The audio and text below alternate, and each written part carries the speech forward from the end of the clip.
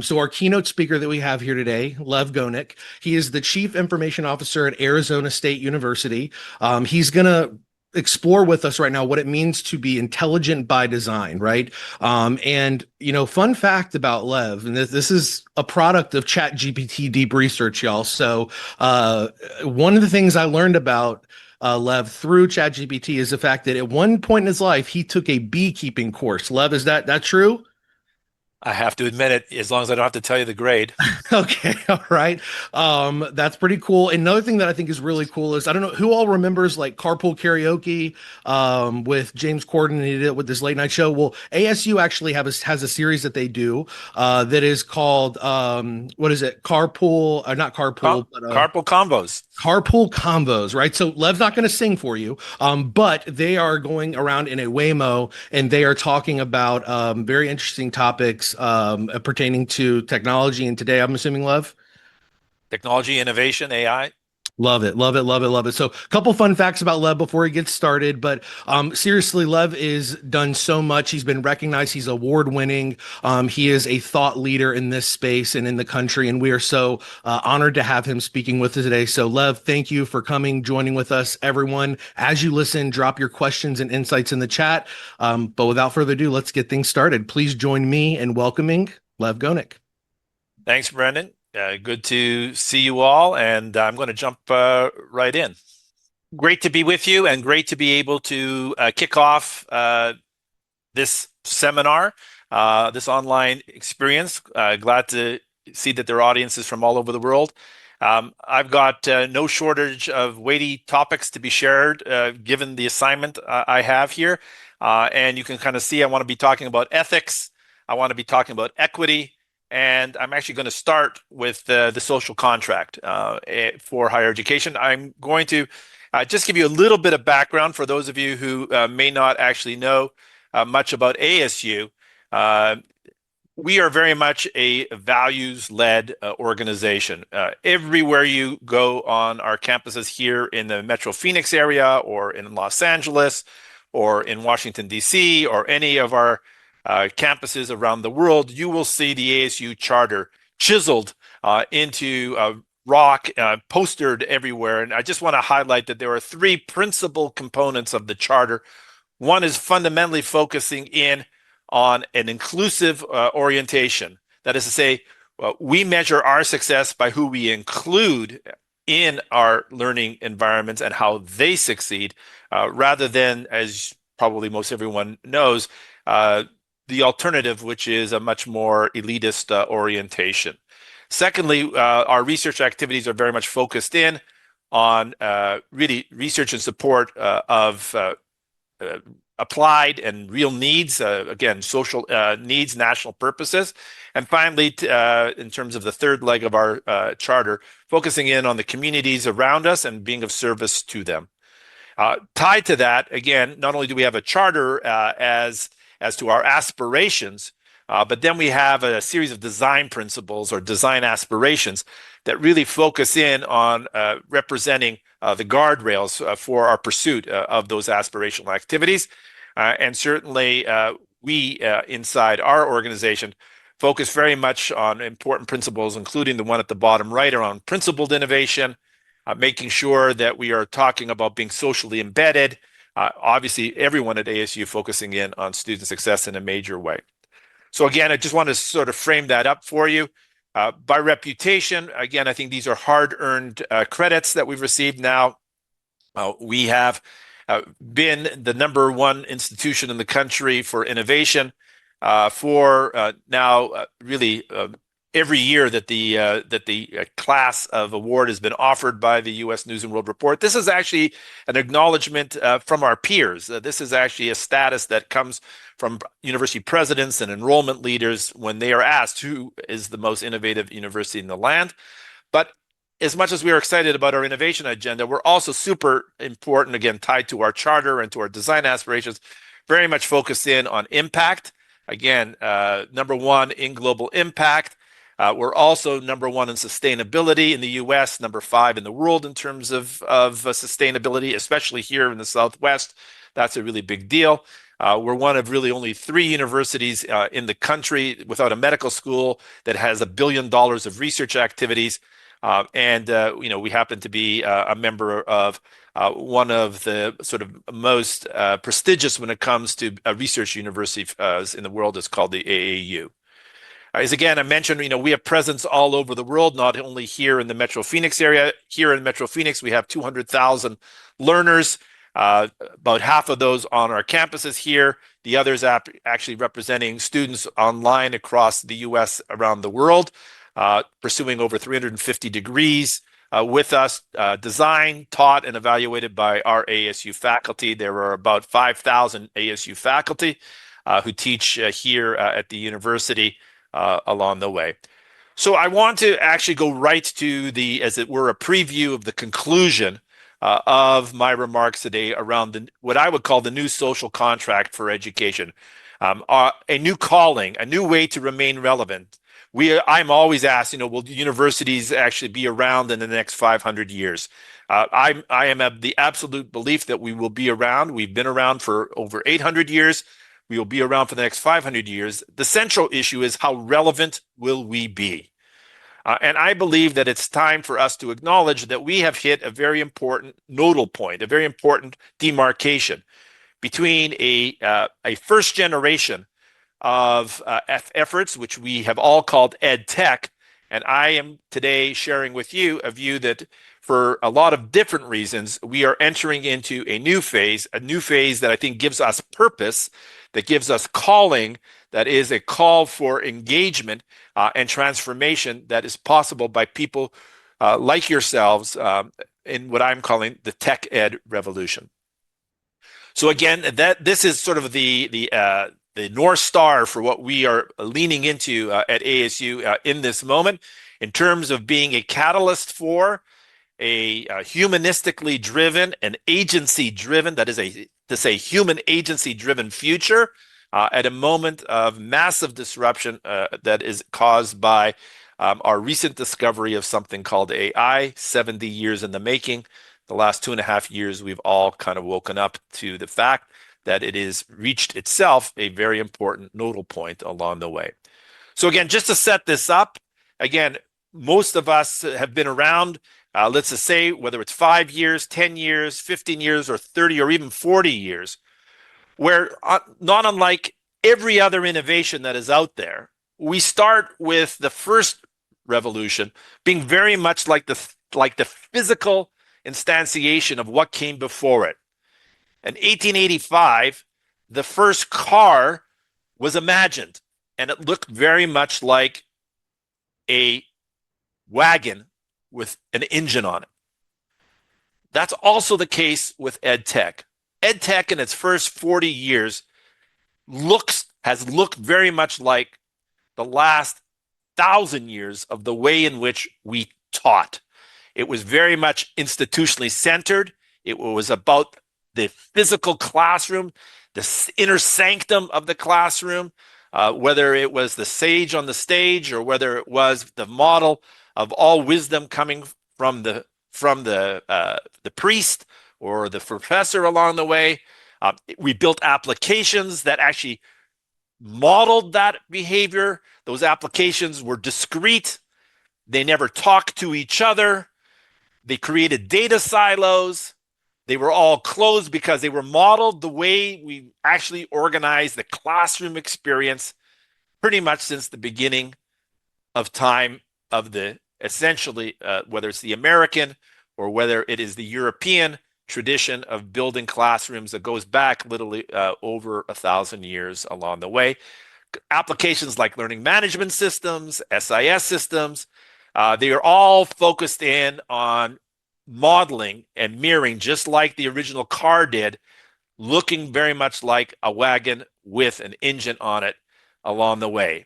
And the overall outcome was just like the old report card you used to get. That is to say, what we did in EdTech was modeled just like we did in the classroom. You got a report card in the form of a transcript, and it was there to give a summary of everything you learned, which we've known from the beginning was really just a poor man's version, but we couldn't quite figure out how to unlock the real value.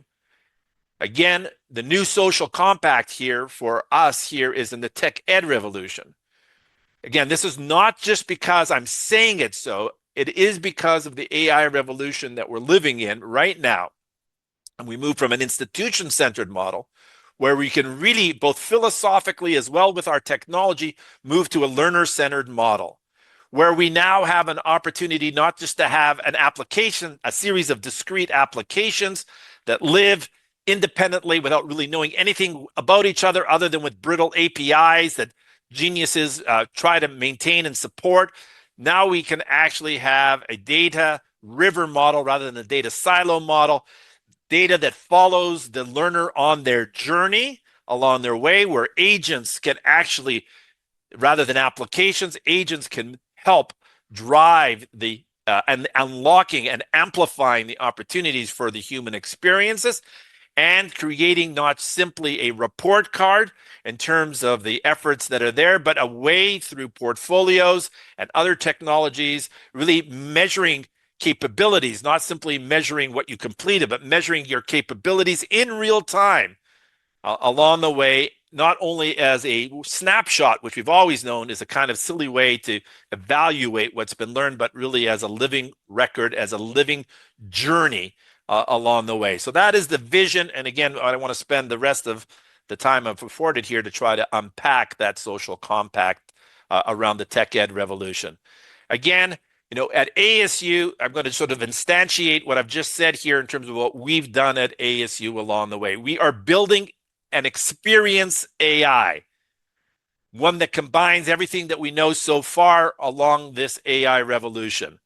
Generative AI, multimodal AI, agentic AI, physical AI, like driving the back of a Waymo autonomously along the way. We have built out a platform technology, which is a technology, my AI builder along the way. It's a focused technology that supports a common, secure, private, interoperable, interlocks with opportunities for students, faculty, and staff to build and unlock. In other words, we in IT are building the foundational technology, which we call CreateAI. The CreateAI builder has tools that unlock value, whether you're supporting the back of the house or whether you're teaching or whether you're a student involved in your own discovery process along the way. So far at ASU, well over 500 faculty are using those tools for pedagogical purposes.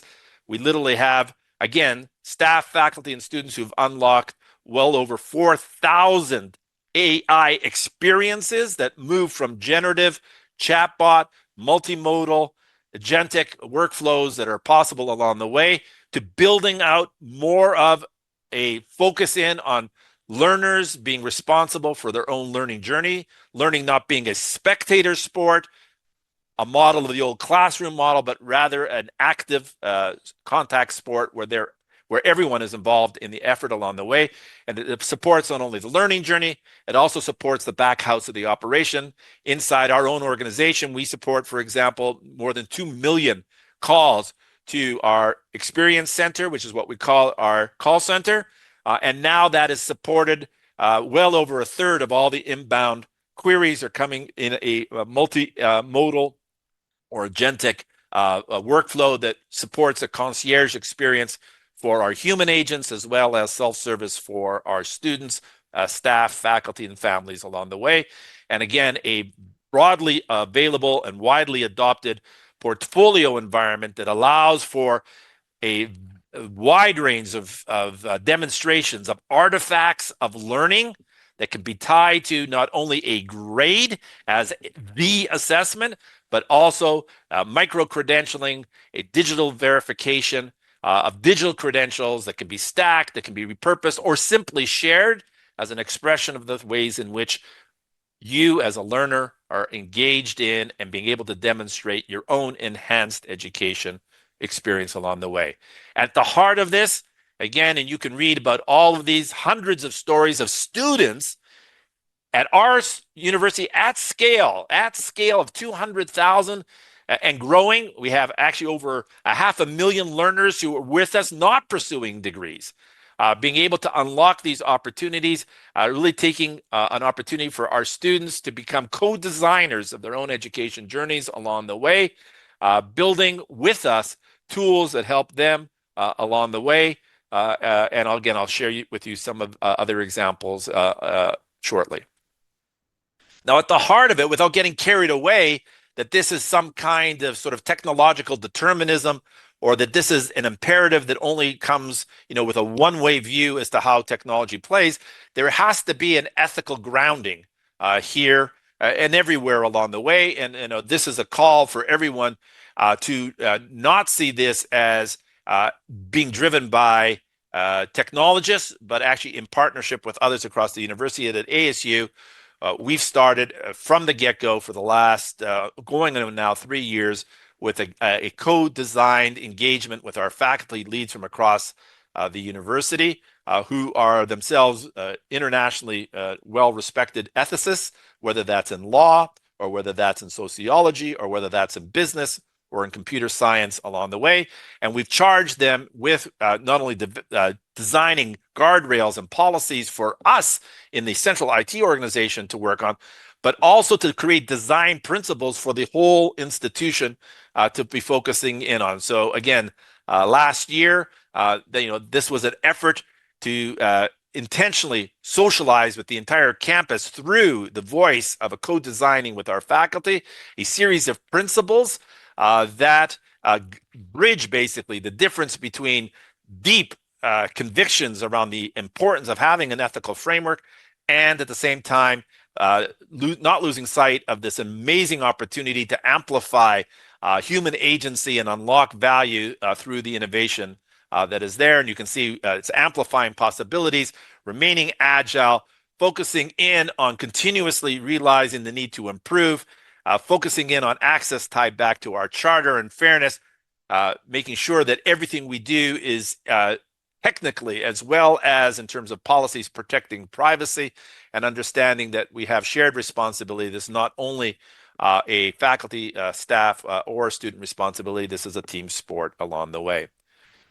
So I thought what I would do with the remaining 20 or so minutes that I have is take you through some of the AI innovations that I hope captures this idea of this new social compact that focuses in on the tech ed revolution, that we sit at the very, very earliest, the dawn of this new revolution, through examples of the ways in which we are focusing in on the transformation from an institution-centered, an application-centered, a single snapshot assessment of everything that you've learned towards this much more fluid, much more, if you will, authentic form of assessment, much more authentic ways of a data river strategy rather than a data silo strategy, and obviously and fundamentally focusing in on a student-centered orientation to the way we work.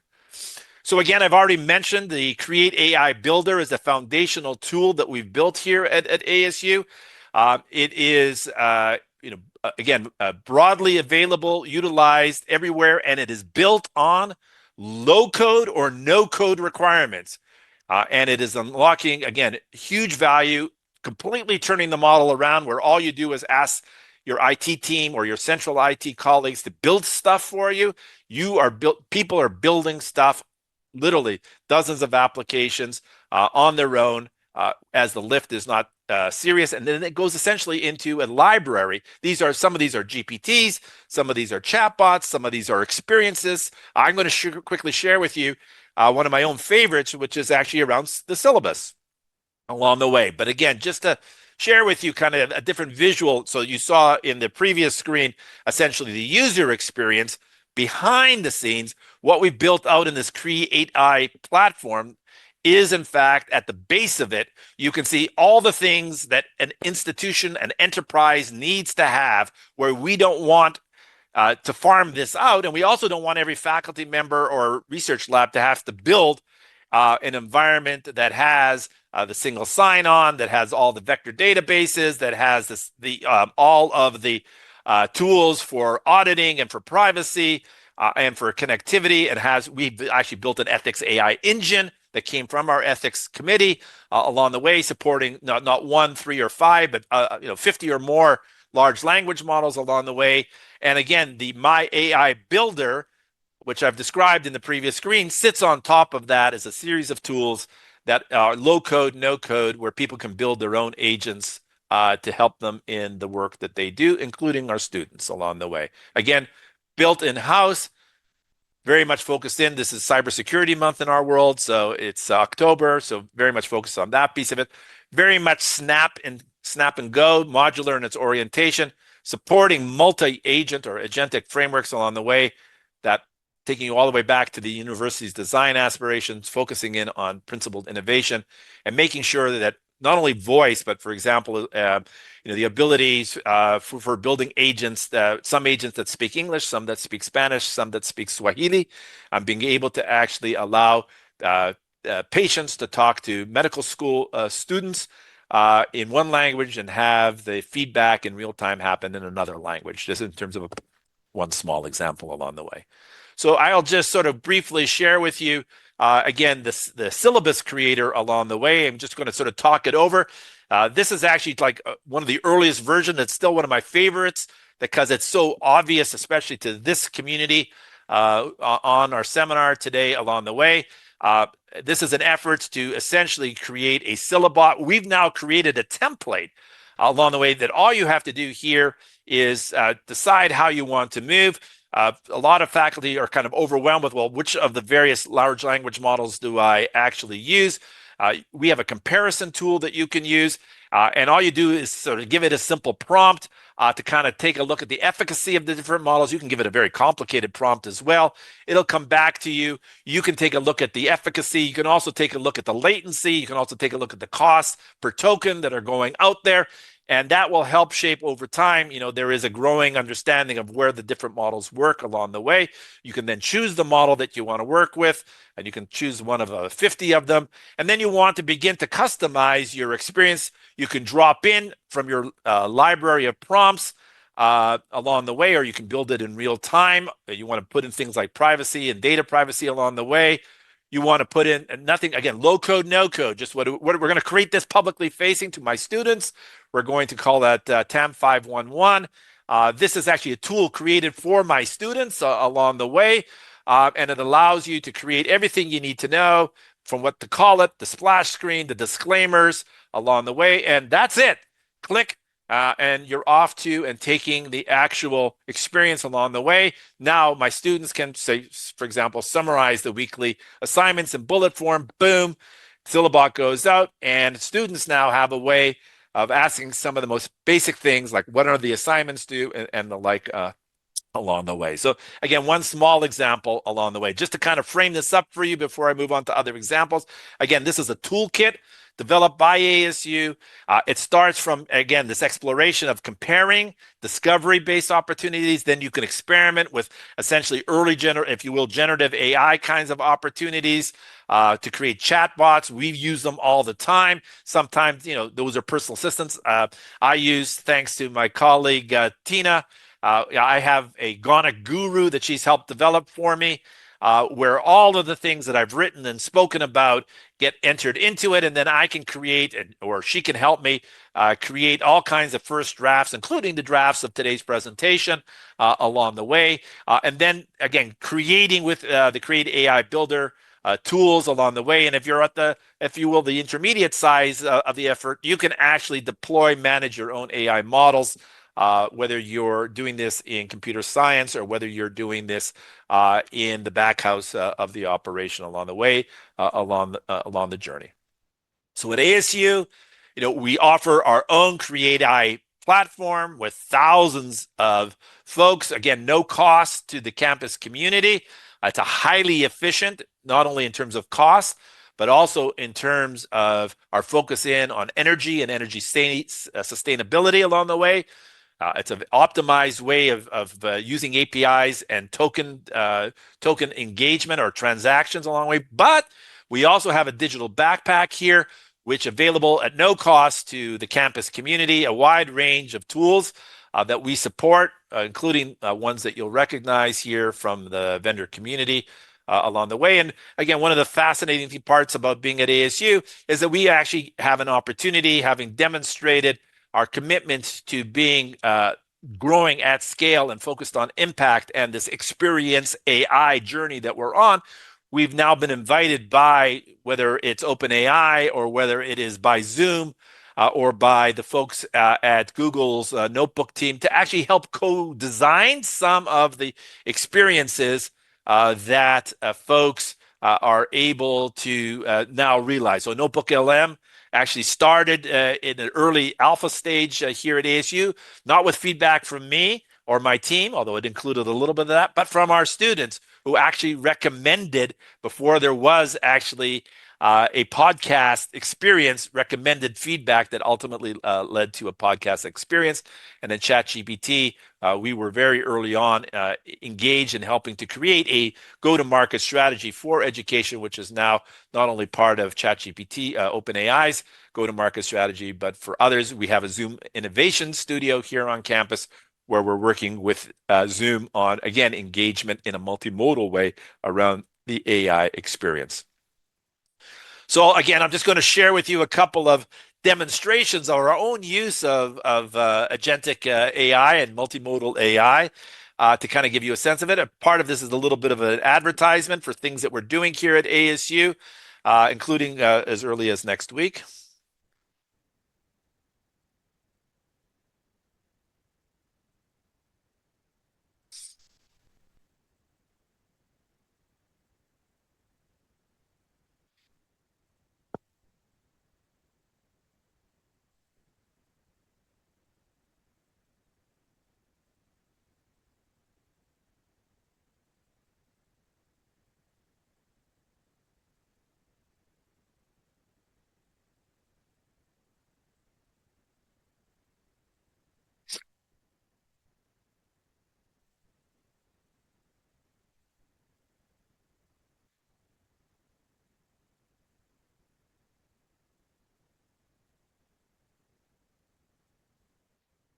And thanks to Element 451 for being a media sponsor. This piece, again, as in most of everything I'm sharing with you, is developed by our own teams, including our students, using multimodal tools in many of these agentic workflows to create these kinds of products along the way.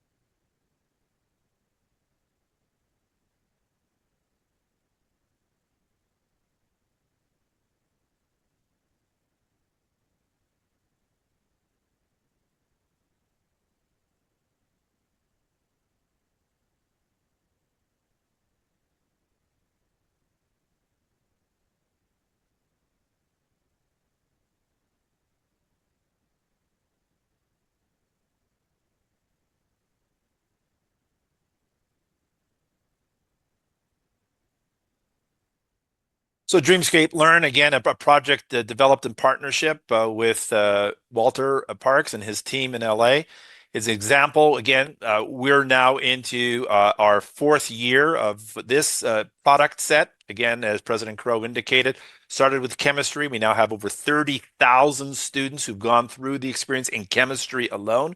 We have assessment that has been done here around both formative and summative assessment. And everyone who takes this experience is actually demonstrably doing better, especially for students who have been at risk in terms of academic success along the way. And this we have now modeled and have a full curriculum this year for chemistry, earth and space science, art history along the way. By the end of this year, by the end of this calendar year, the first fall semester, we will have had 50,000 students moving through this experience, and overwhelmingly students move through these short 12-minute video immersive video interactive experiences. And this year, for the first time ever, every student in the chemistry sequence has an opportunity to have their own personalized AI avatar who helps them individually and personally in context of where they're at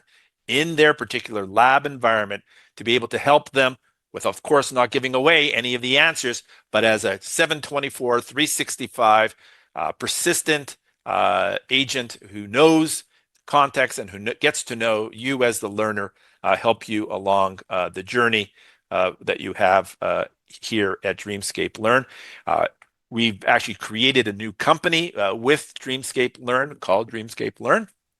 And many schools, we now have about 24 universities and high schools and community colleges that actually are using not only technology that we've developed, but also the curriculum that we've developed for STEM education.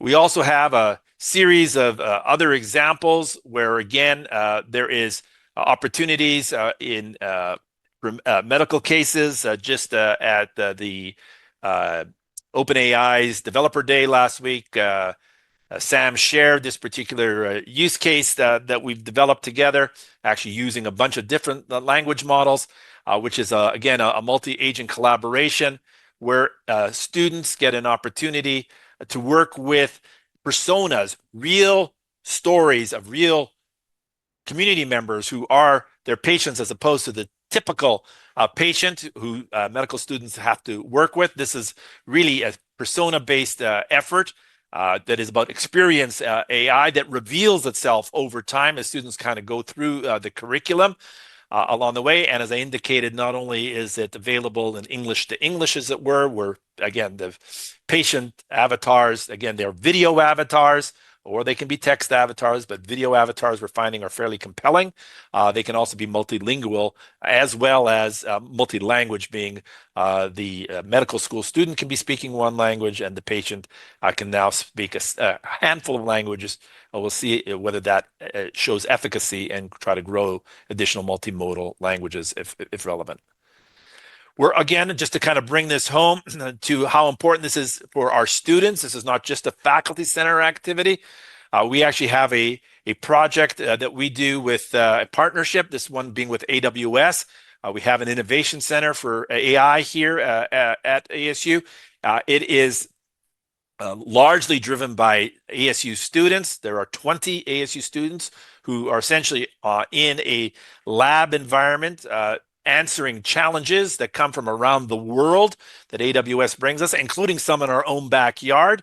And this was actually literally an opportunity to work with public safety in Chandler, which is one of the communities right next door to us here in Tempe, along the way, literally having a way to create a value for the police department, taking the blotter and turning the police blotter and turning it into actionable insights using machine learning and AI tools into a reporting web portal that comes from our original work that we did at our call center, the 2 million call a year or 2 million contacts a year that we have, and turning this now into the same technology. We've done the same thing with folks also in our AWS center with community newspapers, trying to, again, evolve, especially small and medium-sized communities, newspapers that are no longer capable or able to support local reporting using AI tools developed by our students. This particular case is actually with students from our MasterCard Foundation scholars. These are students from Africa who come to ASU on scholarship from MasterCard. They are given an opportunity to intern with us at our AWS facility and are given real-world experiences. They have built templates to allow small and medium size community newspapers to send out AI agents to City Hall or to committee meetings to gather as in ambient listening mode and then to develop first drafts of stories that then editors can evolve into and use templates to drive electronic local news reporting along the way. So I'm going to finish up with just a couple of slides that sort of afford you an opportunity to do some following of the stuff that we're doing along the way. Here is a QR code that takes you to some of the work that we're doing, especially focus in on our student innovation activities here. Focus in again on unlocking this new social compact on, again, one example of how one institution can model how we can remain not only relevant, but actually compellingly so in terms of the life of our learners that are out there. A chance to go to really a fabulous portal into all the AI work being done at ASU at ai.asu.edu. You are welcome to follow me, and I try to amplify those stories through my LinkedIn environment. So please do reach out and follow us and engage with me. That's probably a pretty easy way to do it along the way. And everything that we do at Enterprise Technology at ASU is available through this QR code. And if it's okay, I'm going to leave it right there, right now, and turn it back to Brendan. Awesome. Wow. Everyone, let's hear it for Lev. What an incredible opening session that you were bringing to the table. Thank you so much for that. Just love seeing how you are shaping and leading the way in this era for education in this space. So very, very powerful stuff. So thank you so much. Check out the resources. If you want to scroll through the chat here, Tina Miller was in there dropping some great resources as well. So scroll through and grab some of those. But up next, right, a little teaser for what's coming up next, we're going to go hands-on with the one and only Artist Kadu talking about VO3. Your videos now talk back. And listen, I don't know about y'all, but if you've been scrolling on social media lately and saw a video that like made you laugh or really you're like, oh my gosh, and then you realize it's an AI generated video, I think we're going to see the behind and how to on some of those things. So do not miss that session. I'm really excited for that. Take a moment now to get a quick stretch in, refill your coffee, and meet us right back here at 1 o'clock Eastern Standard Time for that next session. So Lev, thank you again, and I will see everyone in the next session.